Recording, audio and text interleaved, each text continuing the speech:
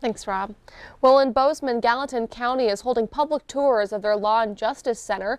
MTN's Gabby Crevitt went on a tour of the building and has details on why the county says they're in desperate need of a new building.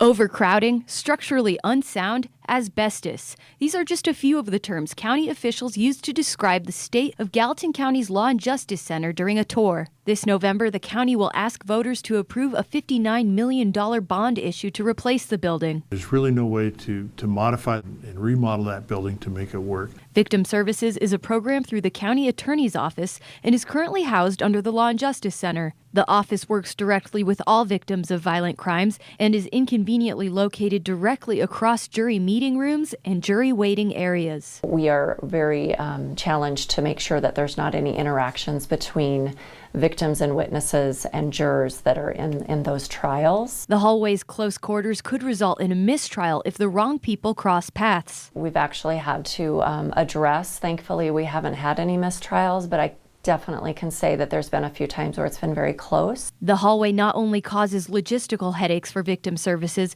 but also makes for an extremely uncomfortable environment for victims of violent crime. So here we have the shared hallway where jury report and wait for trial. There's a seating area right next to me and 2 jury rooms.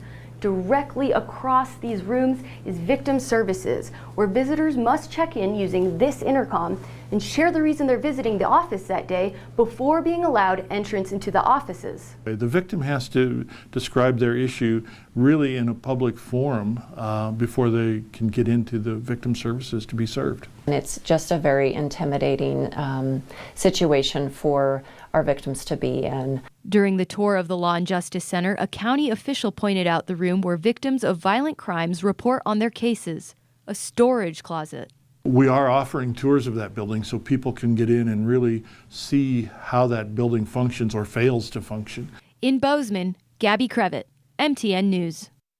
Now Gallatin County has daytime and evening tours available.